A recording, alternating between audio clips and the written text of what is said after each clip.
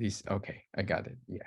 Okay, so let's start over again. So today we'll talk about missing data analysis.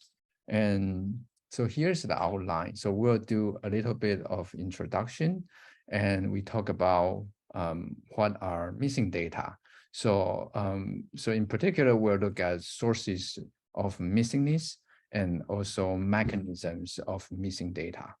Then we'll review methods to handle missing data, which include single imputation, multiple imputation, and inverse probability weighting, and other model-based methods. And we'll discuss the relationship of this method to the different type of missing data. And finally, we'll talk about general strategy to conduct data analysis with missing data. And also please stop me anytime if you have any questions or anything is unclear. All right.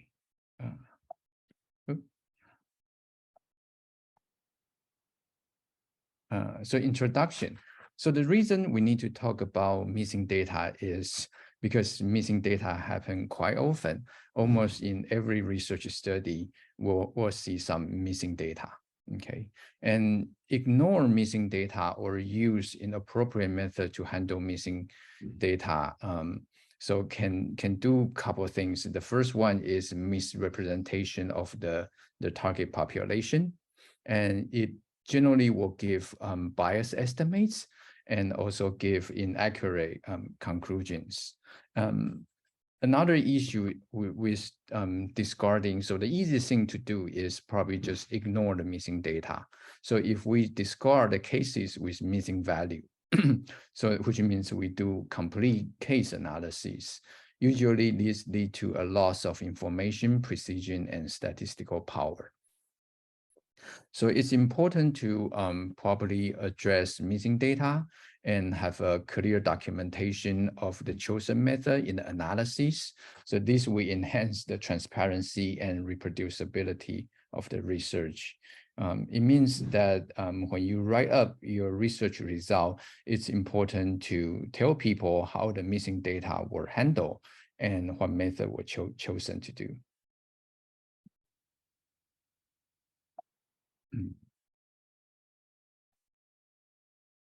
Okay. So for sources of missing needs, so these are some examples of missing data.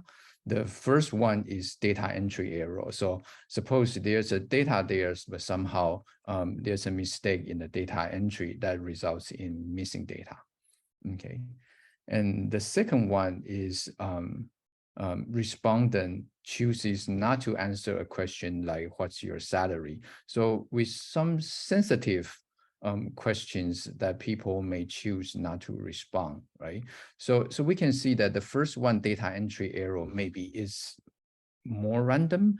And the second one, a respondent choose not to answer a question, like sensitive question. So this is probably related to responders' characteristics and also to the question itself. Okay. And the third one is subject misvisit or lost to follow up in a longitudinal study. And so for this one, it's probably related to some subject characteristics that there are reasons that they miss follow up or lost to follow up in a longitudinal study. And the next one is a new variable was created only partway through the data collection of a study. So this is probably the study design. The missing data is due to the study design. And the last one is, questions? I saw a raised hand. Hold on. Oh, can you hear me? Yes. Okay, sorry. The first one, data entry error, you can't always detect that as missing data, right? Or, I mean, it may be, so you're talking about when you know it's out of range or something, or what? Because so this is just example that will cause missing data, and okay, you're just saying that maybe it's a data entry problem, so you have missing data as a result. That's correct. Yeah, that's one of one of the possibility. Yes. Okay, thank you. Yeah. So these are just some examples. And the last one is measurement were outside the detectable range, right? So that will cause, this is a tricky one because sometimes people will note that this is outside the range is either too small or too big. So they will say it's less than 1 or greater than 5, right? And sometimes they will just leave it blank, right? So these are all sources of missing data, and each one of them may have different reason for its missingness.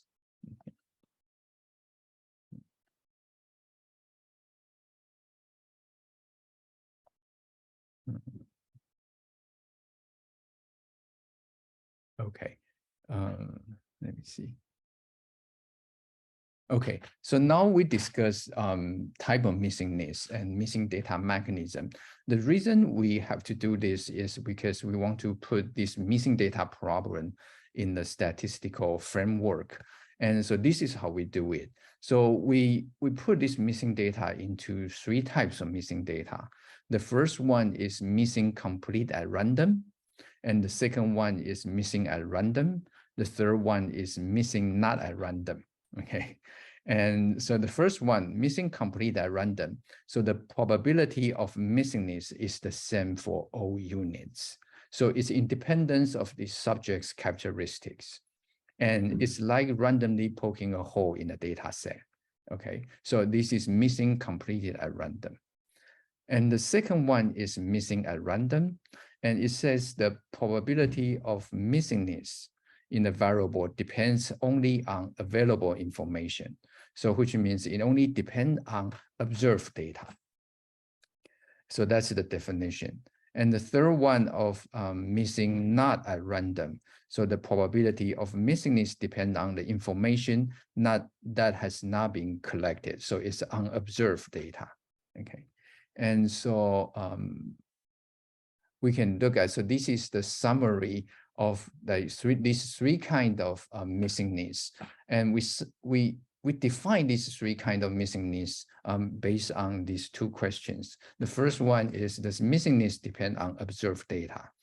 And the second question is, does missingness depend on unobserved data? So for the first one, missing complete at random, because it's completely random. So it doesn't depend on the observed data, and it doesn't depend on unobserved data. So it's a no and no on each of these questions. Okay. And missing at random, so this is MAR. So the definition of MAR is the missingness depend on the observed data, but not on unobserved data. And the last one is missing not at random. So the missingness is depend on observed data and also on unobserved data. Okay. So based on the relationship between the missingness and observed data, unobserved data, we define these 3 types of missingness. Okay. So let's look into this a little bit more. So the first one, the missing complete at random. So these are the examples. The first one is a coin is flipped to determine whether an entry is removed. So we remove some entry artificially from the data set, right? So that will produce missing completed at random. Okay. And the second one is some pages are missing in the survey question. So the subject received this survey questionnaire and some pages are missing. So they have no way to fill out this questionnaire. Okay. And the third one is a random subsample subject were chosen to respond certain questions. So this is based on study design. So this random subsample of subjects is independent of the subject characteristic. It's just a random subsample. So the missingness is independent of the observed data and unobserved data. Okay. And the last one that, for example, a patient missed visit because of traffic jam. So presumably this traffic jam is independent of these patient's characteristics. So it's likely to be missing completed at random. Okay. So often missingness due to administrative reason can be considered missing complete at random.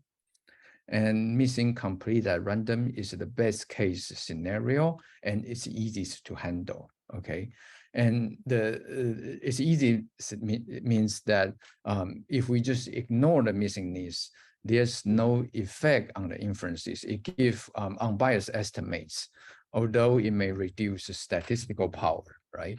Because for some subjects, there may be like one variable or two variables are missing. There are still other information in the data set, but if we do this complete data analysis, we ignore the whole subjects. So it's not as efficient. Okay, any questions? All right. So let's move to missing at random. So let's first look at some examples. So the first one is like men and women respond to the question, have you ever felt harassed at work at different rates? So, so this means the missingness depends on the sex of the person, right? So it depends on probably observed data. So this is missing at random. And patient missed visit because of the medication side effects. And if we assume the medication side effect data are collected, then patient missed visit is related to the observed data. And patient lost to follow up due to other medical conditions, and other medical conditions are also collected. So they depend on observed data, okay? And in general, missing at random can handle properly because the missingness depends on observed data. So we have those information, and we can use that to correct for missingness. And the effect, if we ignore, so which means that if we just ignore the missingness and do a complete data analysis, here the inferences and prediction are biased. So it's no good to do a complete data analysis.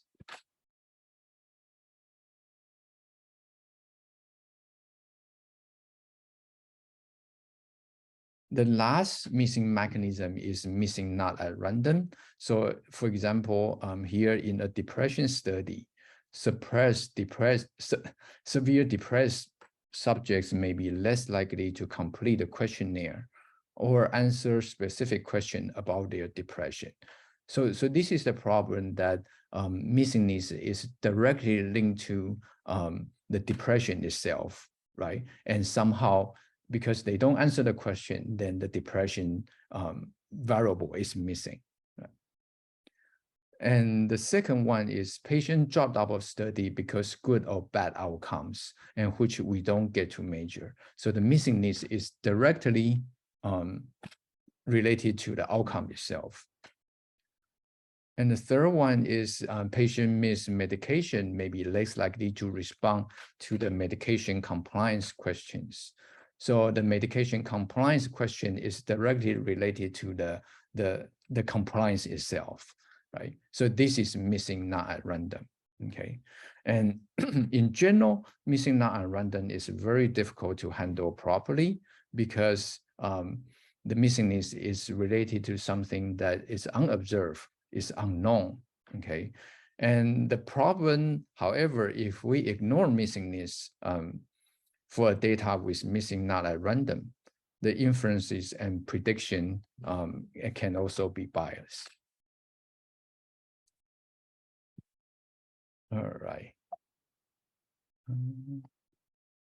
Okay, so now what do you do when you have a data at your hand? So what is the missing mechanism of my data?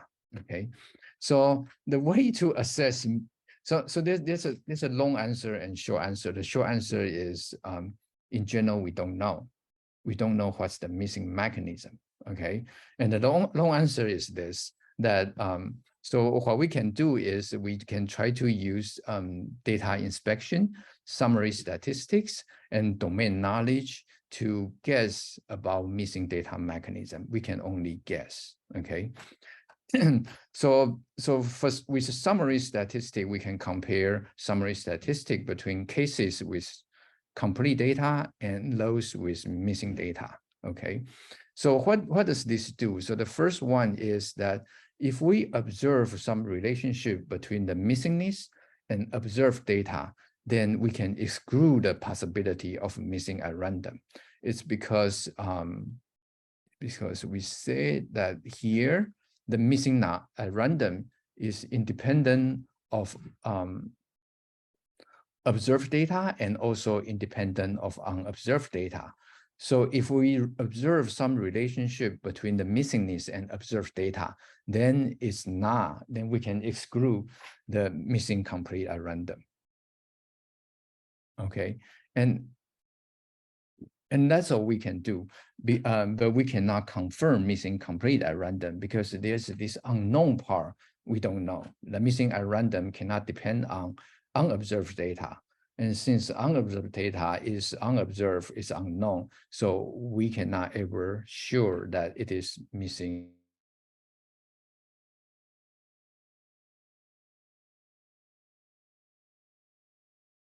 Missing data, we can confirm it's MAR or MNAR. So so we go back to this table. The difference between missing at random and missing not at random is that it's on this dependence on unobserved data. For missing at random, it's not depend on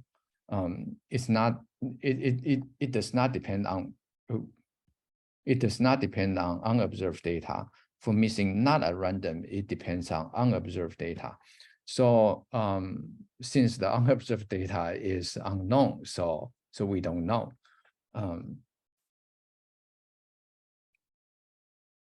So go back to this. Since we don't observe missing data, we cannot confirm it's MAR or MNAR. Okay, and in general, this is what we think, that we think missing complete at random is usually unlikely in real life, other than from study design or administrative reason, right?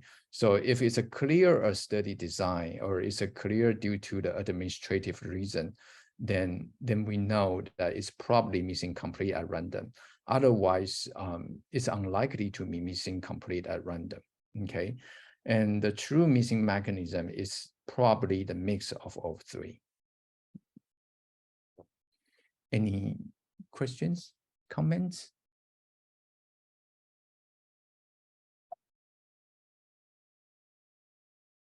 All right. So now we're going to review a few methods to handle missing data. So the first one is complete case analysis. Okay, so this means that we only analyze observations with complete information for all the variables of interest. So if the subject has complete information on every variable that we are interested in this study, then we use them to do analysis, right? So the advantage of this method is it's very simple to do, right? We just exclude a subject with any missing data, okay? And also that if the missing mechanism is missing complete at random, it provides unbiased estimates, okay?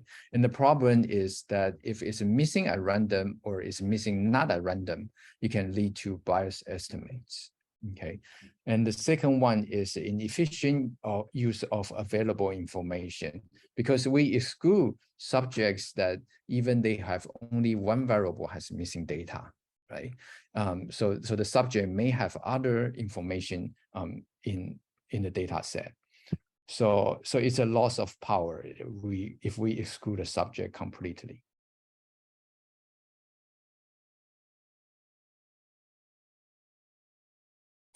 The second method is a simple imputation method. So for example, mean, median, mode imputation.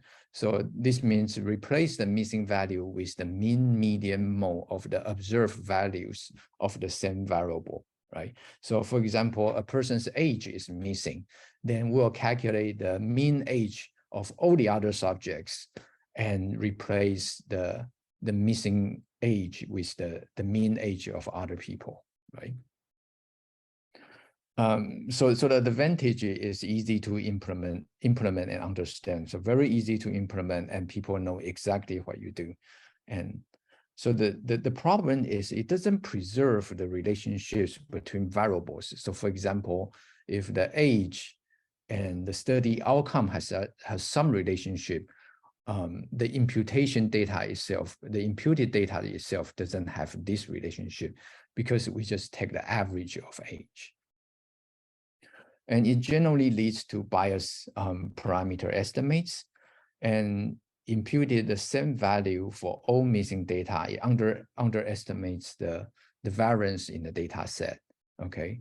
And also, once you impute it, you treat it as if it's a real data, right? So it doesn't account for the uncertainty associated with the imputing missing data. So it underestimates the variance of parameter estimates.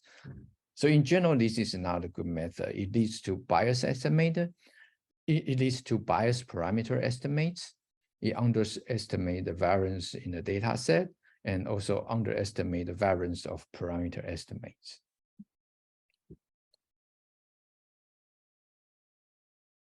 The next simple single imputation method is last observation carry forward. So in the longitudinal studies, replace missing values with the last observed values of the subjects. The pro is simple to implement and understand. So again, it's very easy to carry out and that people understood.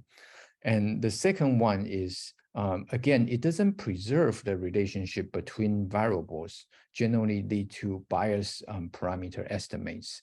So this means that for the variable that are missing, is the same value as the last observed values. But for all the other variables, they may change, right? So it doesn't preserve the relationship.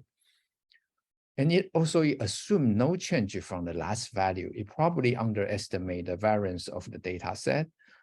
And, and also we fill in the missing data as if we observe this data. It doesn't account for the uncertainty associated with imputing missing data.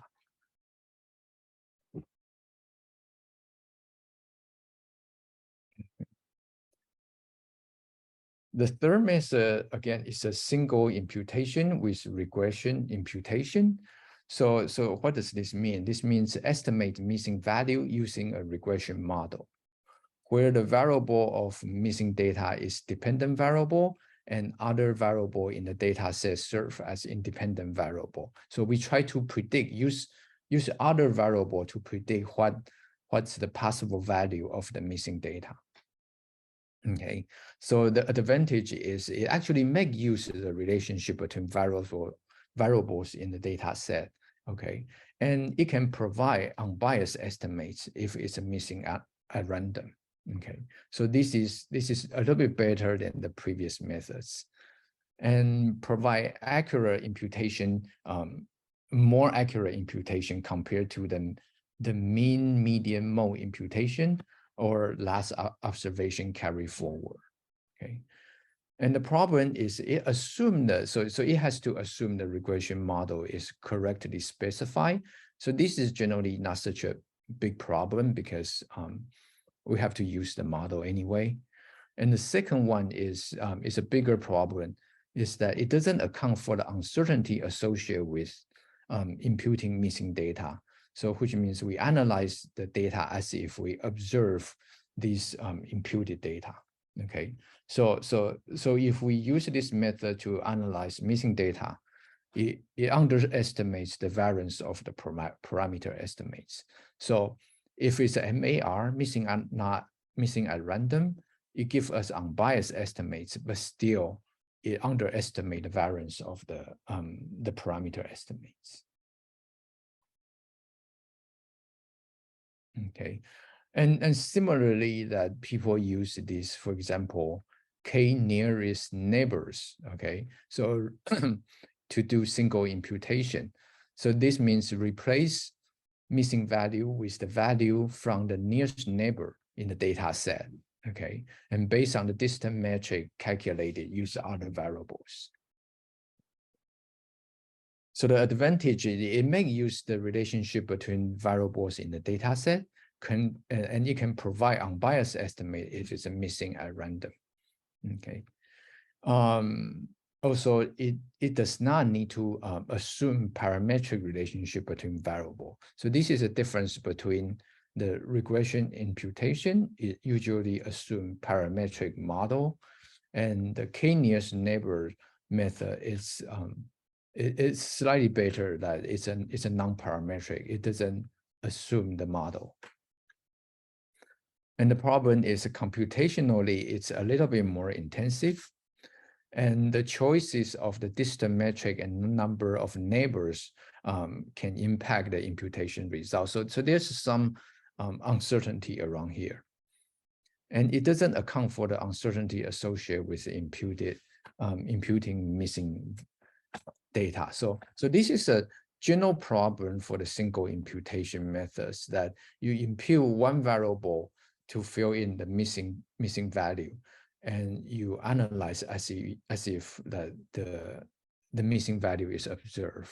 So it underestimates the variance of parameter estimates.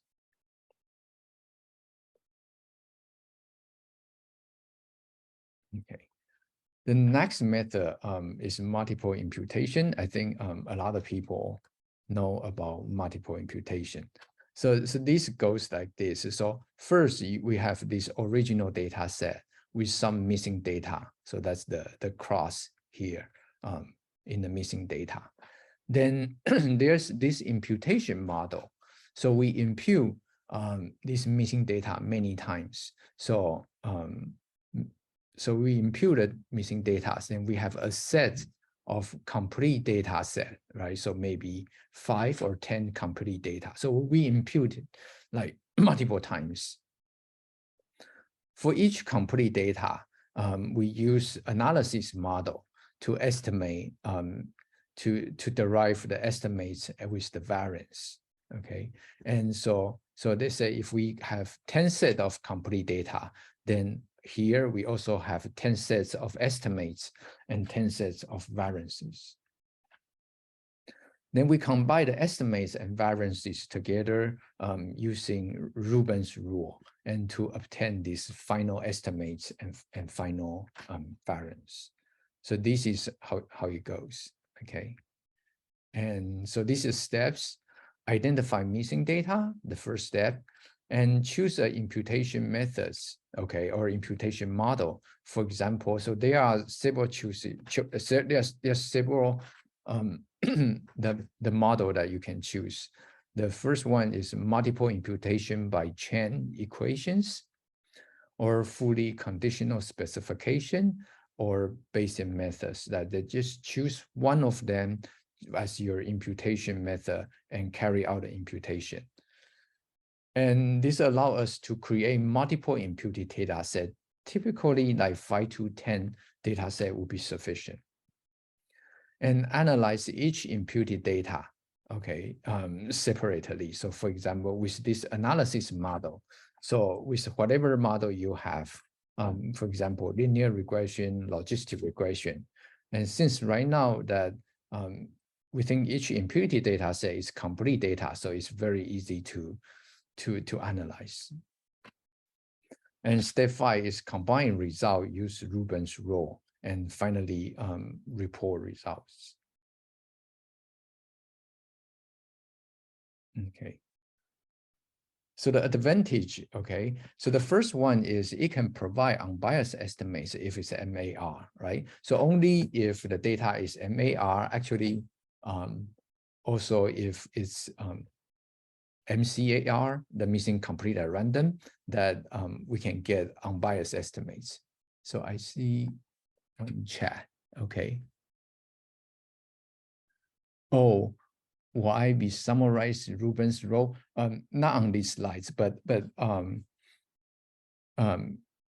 it's not that difficult. You can probably find it anywhere on the internet or Chat GPT.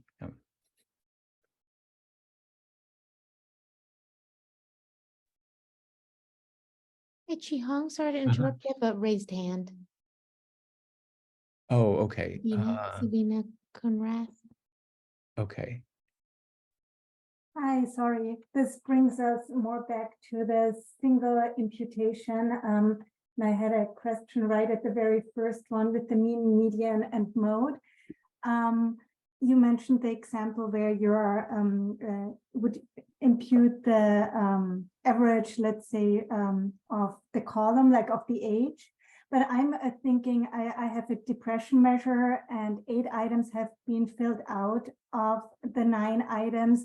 Wouldn't it represent the person better if I took the average of that person of the 8 items that were filled out? Like I would go by row and not by column, if you will.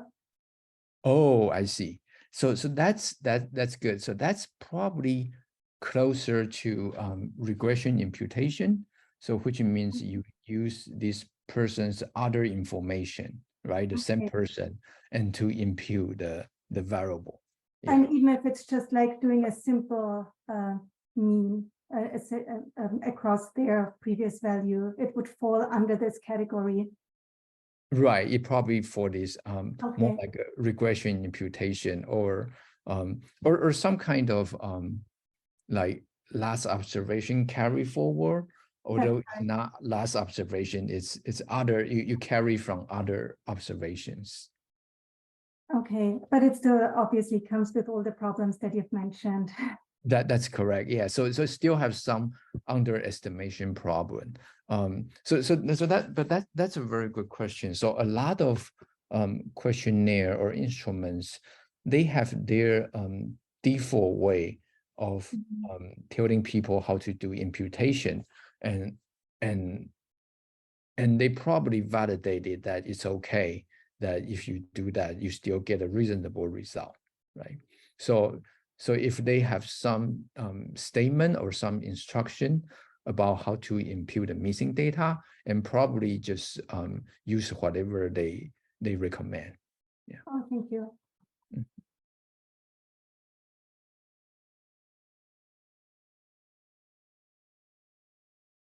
All right. Okay. Okay. So so for multiple imputation, so let's go back to multiple imputation. The first one is they provide unbiased estimates if it's a missing at random. It improves efficiency because we use all available information in the data set, okay? And flexibility. So multiple imputation can be applied to various type of missing data mechanism. So it actually can apply to missing complete at random, missing at random, and missing not at random, okay? It's a little bit tricky to do missing not at random. You have a lot more assumption need to go into the imputation model, okay? But it can be done, okay? And it's suitable for different type of variable, for continuous variable, categorical variable, or ordinal variables, okay? And and another characteristics of multiple imputation is the separation of the imputation and analysis, right? So one set of multiple imputed data can be used for different analyses, right? So you impute, you do this multiple imputation once, and you can use for many different analyses. So some of the public available data, they actually do this. They know their data has missing value, and so they impute the data for you, like 10 sets of the imputed data. And then you can just use that 10 set imputed data for your analysis, right?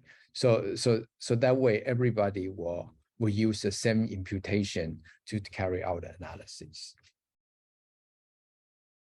And because Rubin's rule is accurate, it gives accurate uncertainty estimation and confidence interval, and also available in popular statistical software packages.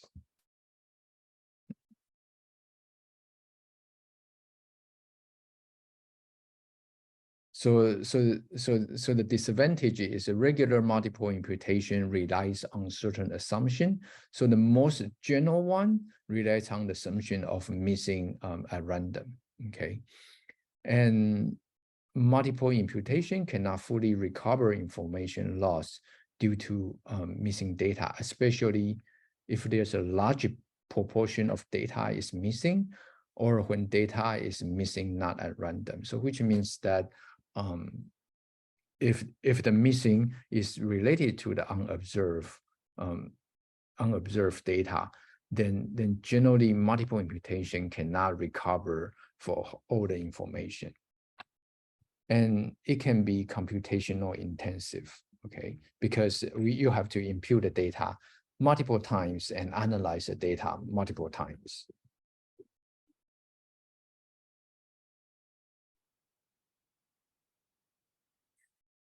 So there are some likelihood-based methods also available for missing data, okay? So this is handle missing data by directly modeling the likelihood of observed data without requiring the imputation of missing value. Okay. So for example, so this is just, for example, maximum likelihood estimation and EM algorithm, Bayesian method. And the most of the time we see this is a random effect model, like a mixed effect model, the linear mixed effect model and logistic mixed effect model. They are all like likelihood-based methods, okay? And often rely on the assumption that missing, the data are missing at random, right? So most of the time, if it's missing at random, this likelihood-based method gives us unbiased estimates and also proper inferences.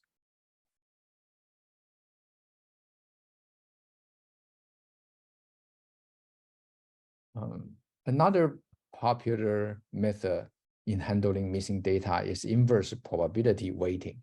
So this is slightly different. So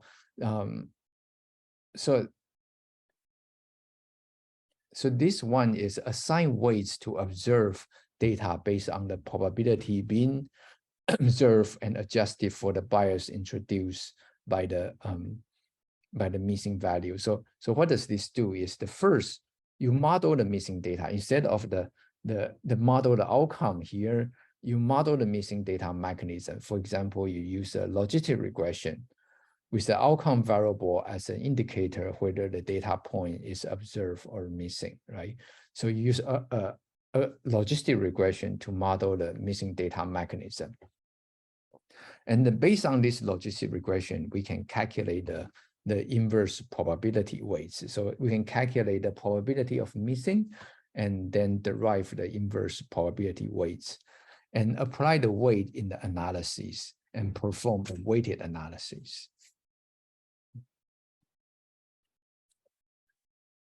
So it provides unbiased estimates under missing at random assumption.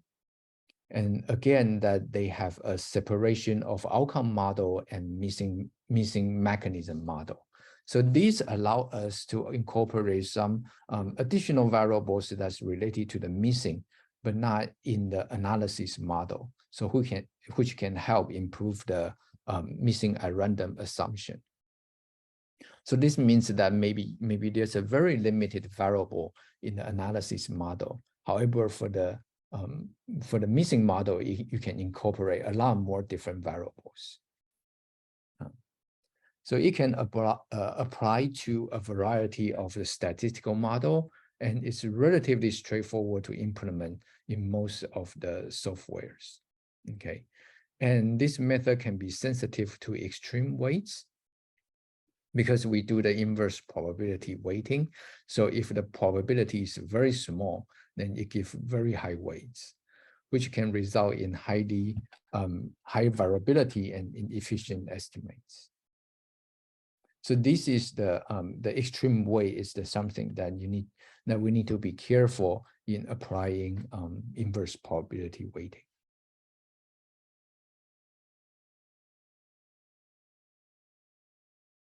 So lastly, we'll talk about several methods for missing not at random. So missing not at random, so which means missingness depends on unobserved data or missing data itself. So there are several models for that. The first one is a selection model. So this is a joint model of the outcome variable and the missing data mechanism. So there are two parts. The first one is the outcome model, and the second one is the missing mechanism model, and which include the missing variable itself as a covariates, okay? And can provide unbiased estimates under certain kind of missing not and random. And so this is generally the common problem for these methods for missing not and random. It requires strong parametric assumption and can be sensitive to model misclassification. And a different point is usually we cannot check if these models are correct or not, because it's related to the unobserved data, and unobserved data is unknown, so it can be anything. So there's no way to check if the model seems to be correct.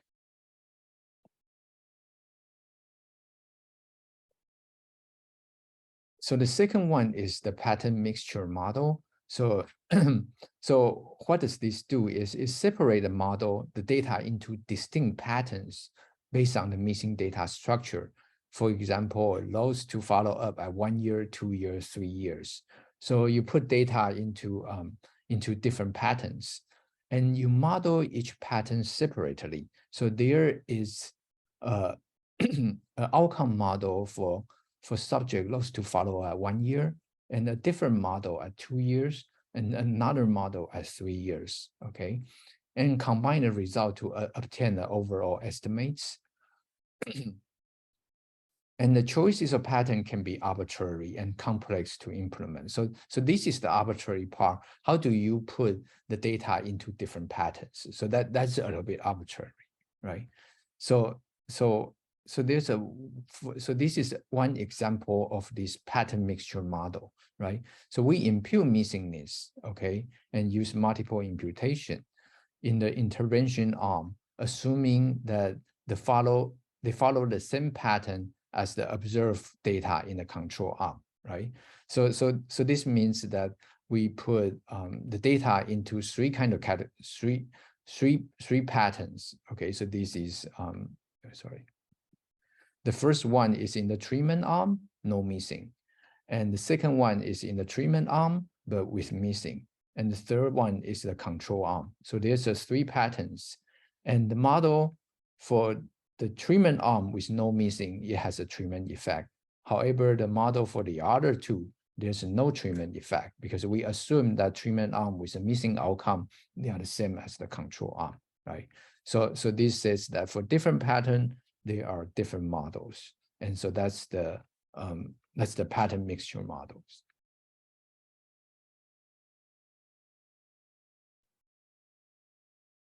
And the third one is the shared parameter models. And it's useful in a longitudinal or cluster data with missing values. And so this model means to jointly estimate the outcome model and the missing data model. So the outcome model could be a linear mixed effect model, and the missing data model could be a logistic regression, and that share a latent random effect, okay. And the shared latent random effect capture the correlation between the outcome and missingness. And it gives unbiased estimation under the missing not at random mechanism, if the model specification is true, okay? And it requires strong parametric assumption and can be computational intensive.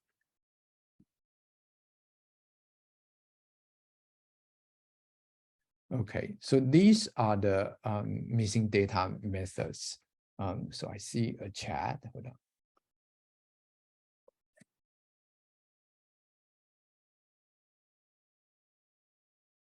Oh, so the question is, they ask, are these patterns determined by the researcher, or do you do unsupervised learning methods? So that's a very good question. So generally it's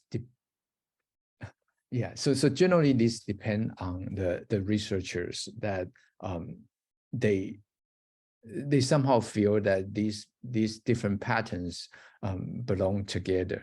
Can you use an unsupervised learning method? You probably could. But the problem is that nobody knows the truth, right? So it really relies on the model is correctly specified, and there's no way to check that if you put the missing data into this different pattern is the true categorization of these different missing data. Does that make sense?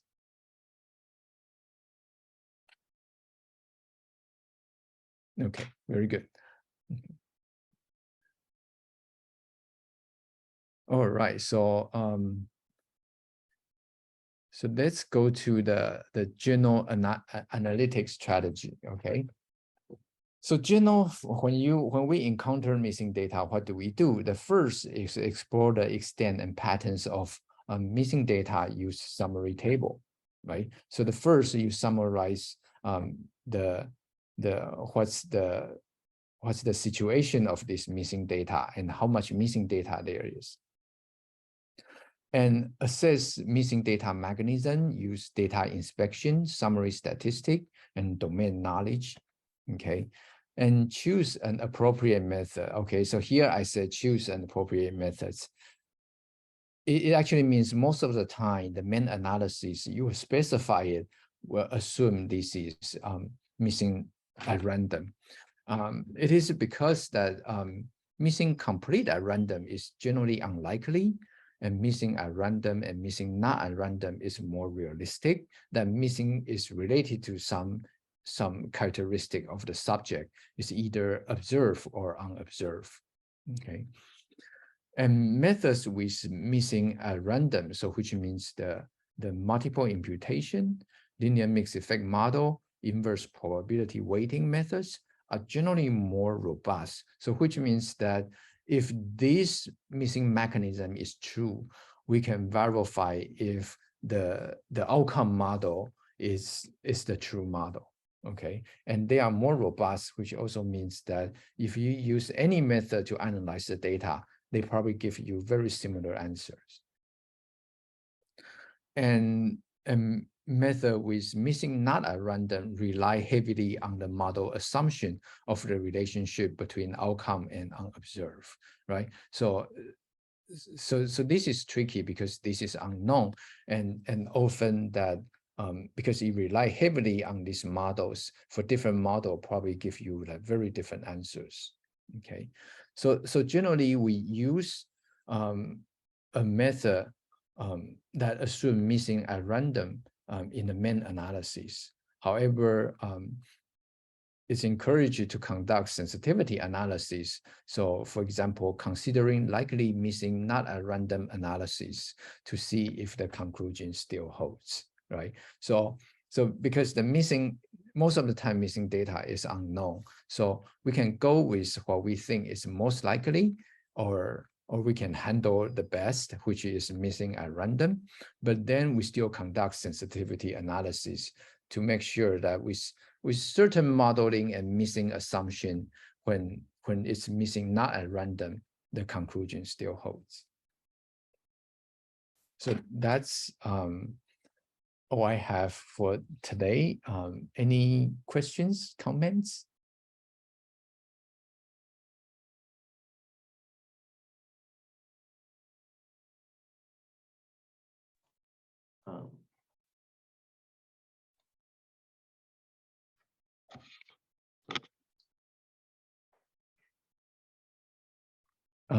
Yeah, I think go ahead. Okay, I'll just go ahead then. Thank you for the talk. So one of the questions I had, so multiple imputation, it almost seems like a mini version of bootstrapping with some imputation attached. If in many cases, if we're already bootstrapping anyway, we're making hundreds or thousands of copies of our data set in a sense anyway. Are there computationally efficient ways to do that imputation that sort of can get built into a bootstrapping process? Oh, that's a very good question.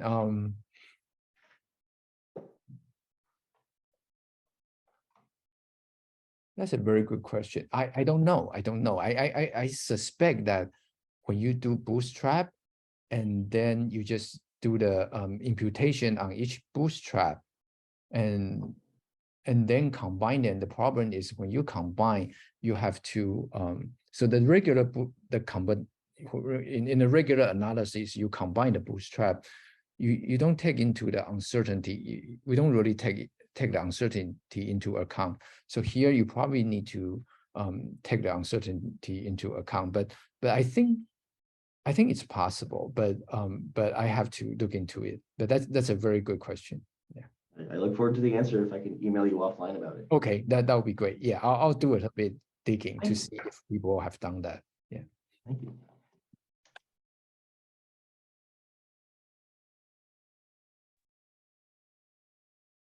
Thanks, Ching. I have a question since we have 5 minutes. This is Kenrick, if other people don't. Okay. So, Okay, I good. know, and I've heard you say before, and other statisticians, that really, there's no, you can do this with very high levels of missing data, statistically speaking, and be okay. There's no set cutoff. But I'm just curious, in your experience, like what, in terms of papers you've published, how much have you been able to apply this with missing data over 20% or 30% or this Yeah, kind of stuff? that's a very good question. Yeah, I don't have a good answer. Yeah, I have to look into the literature to see what people think and what people probably do some simulation to figure out that maybe if the missingness is over a certain percentage, then the multiple imputation doesn't perform well anymore. Yeah, but yeah, the short answer is I don't know. But so the problem is that if there's a lot of missingness, like they say 80% are missing, and then we try to impute this 80% with the 20% data, people may not believe it very well. So that's the problem. But statistically, yeah, I can look into it. I assume that they will still give you the right answer, but it's just very high variability. Yeah. Thank you. Makes sense. Yeah. So, other questions?